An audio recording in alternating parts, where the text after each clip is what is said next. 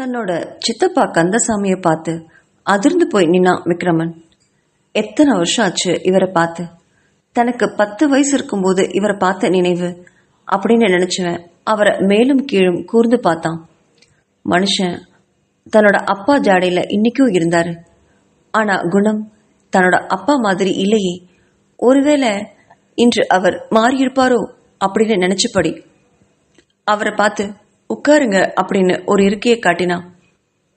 ரொம்ப இளைத்திருந்தார் மனுஷன். முகமெல்லாம் வாடி போய் இருந்தது. அதே வெள்ளை வேஷ்டி, ஷர்ட்டு, கழுத்துல துண்டு, வேர்வைய துடிச்சவாறு அவன் காட்டிய நாற்காலியில உட்காராம, உன்னை சின்ன வயசுல பார்த்தது விக்ரமா, நல்லா இருக்கியாப்பா என்று கேட்டவர்கிட்ட மனசு விட்டு பேச முடியாம பழைய நினைவுகள்ல மனம் கசந்து போச்சு விக்ரமனுக்கு. தலையை மட்டும் ஆமா அப்படின்னு ஆட்டி நல்லா இருக்கேன் அப்படின்னு சொன்னான். அதை பார்த்த கந்தசாமி, பழசெல்லாம் மறந்துடு விக்ரமா, உனக்கு நாங்க பண்ண துரோகத்துக்கு நாங்க நிறைய தண்டனையை அனுபவிச்சிட்டோம். இனிமேலும் அதை அனுபவிக்க எங்களுக்கு தெம்பில்லப்பா. இந்த திருவிழாவை சாக்கா வச்சாவது நம்ம பழையபடி சந்தோஷமா ஒற்றுமையா இருக்கலாம்னு சொன்னாரு. அதை கேட்ட விக்ரமன் இவங்க குடும்பத்தை தன்னால மன்னிக்க முடியுமான்னு தன்னைத்தானே கேட்டுக்கிட்டான். பழைய நினைவுகள்ல மனம் பாரமாயி போச்சுதான் மிச்சம்.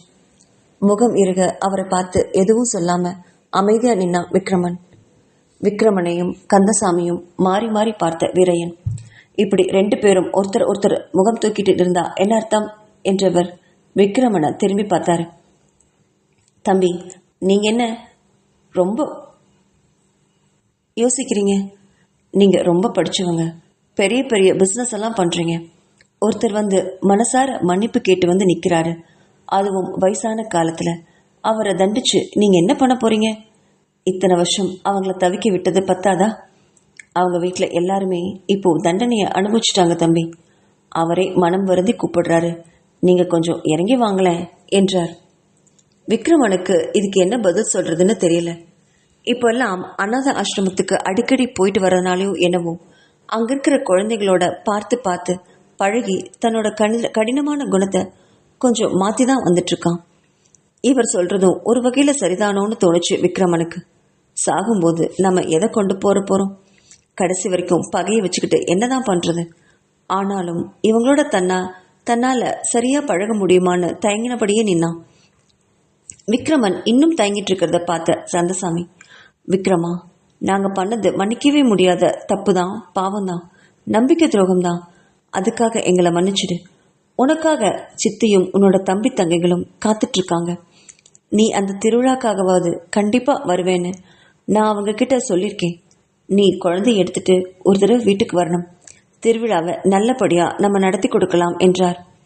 அது மட்டும் இல்ல விக்ரமா, ஒருவேளை நம்ம குலதெய்வ கோவிலுக்கு எதுவும் செய்யாதாலோ என்னவோ உன்னோட குடும்பத்தையும் உன்னோட மனைவியையும் இழந்து இந்த வயசுல இப்படி நிக்கிற.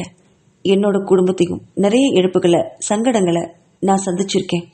அதனாலதான் சொல்றேன் விக்ரமா, நம்ம 2 பேரும் சேர்ந்து ஊருக்கு நல்லது செய்வோம் என்றார் சித்தப்பா. சித்தப்பா சொன்னதை கேட்டு விக்ரமனுக்கு சுருக்குன்னு ஆயிடுச்சு. ஒருவேளை நம்ம குலதெய்வ கோவிலுக்கு சரியான பூஜை செய்யாதனாலதானோ இன்னைக்கு நம்ம இப்படி நிக்கிறோமோன்னு, தனக்கும் இதழனிக்கும் பிறந்த குழந்தை இப்படி நோய்வாய்ப்பட்டு கிடக்கிறதோன்னு, ஒருவேளை அதனாலதான் ஆர்யாவுக்கும் குழந்தை தங்களையோன்னு என்றெல்லாம் மனசுல நினைச்சு குழம்பி போனான் விக்ரமன். கொஞ்ச நேரம் மௌனத்துக்கு அப்புறம் ஒரு முடிவோட தலை நிமிர்ந்தவன், சரி சித்தப்பா, நான் அடுத்த மாசம் ஊருக்கு வரேன்.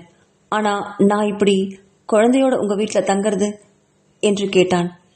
அப்படி விக்ரமனை பார்த்து பரிதவித்து போய் நின்னாரு கருந்தசாமி. அப்படியெல்லாம் சொல்லாத விக்ரமா, கடைசியா என் அண்ணனும் அண்ணியையும் நீ வந்து தங்கினப்போ ஏதோ முட்டாள்தனமா ஒரு தப்பு பண்ணிட்டேன்.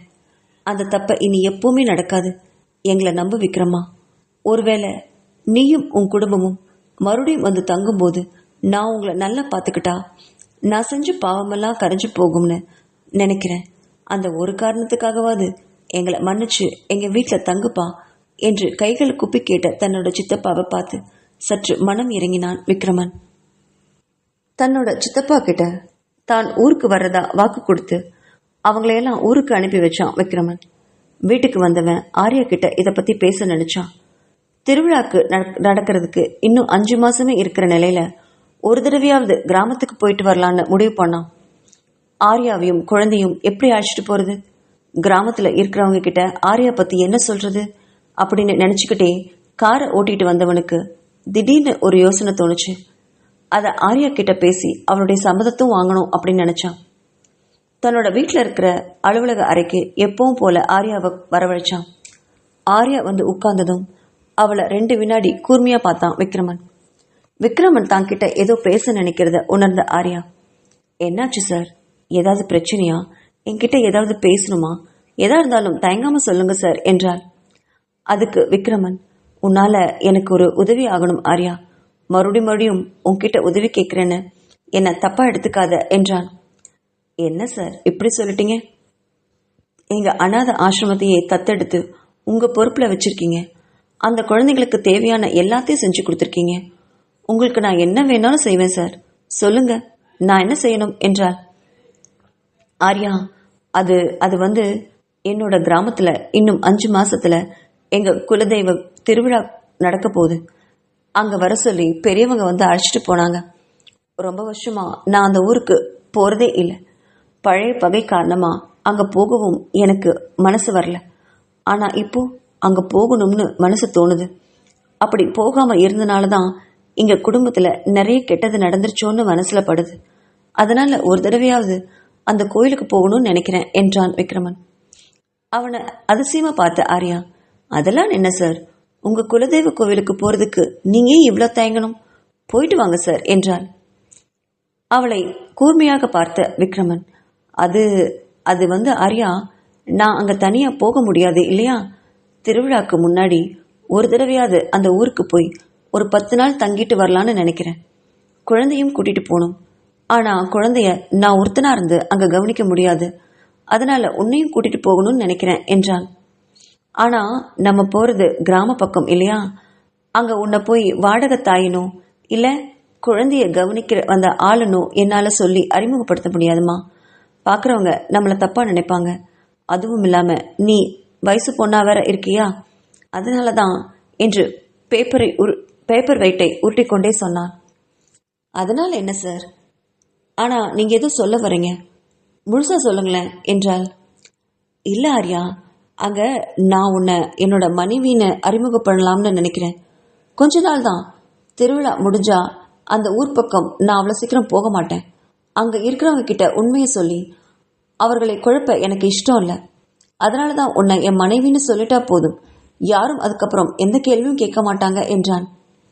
சார், அப்போ அங்க இதழி பத்தி அங்க யாருக்கும் தெரியாதா என்று தயங்கியபடி கேட்டாள் ஆர்யா. விக்ரமன் அவளை உற்று பார்த்தான். இல்ல ஆர்யா, அவங்களுக்கு இதழி பத்தி நல்லா தெரியும், அவ இறந்ததும் தெரியும். ஆனா நீ இங்க இருக்கிறது தான் தெரியாது.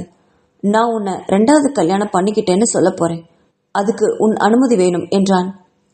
அவனுடைய வார்த்தையை கேட்ட ஆர்யா எதுவும் பேசாம மௌனமா யோசிச்சா. அவ யோசிக்கிறத பார்த்த விக்ரமன், எனக்கு ஒன்றும் நீ இப்பவே முடிவு சொல்லணும்னு அவசியம் இல்லை ஆர்யா, நிதானமா யோசிச்சு நாளைக்கு சொல்லு போதும். நம்ம இன்னும் 10 நாள்ல கிளம்ப வேண்டியிருக்கும்.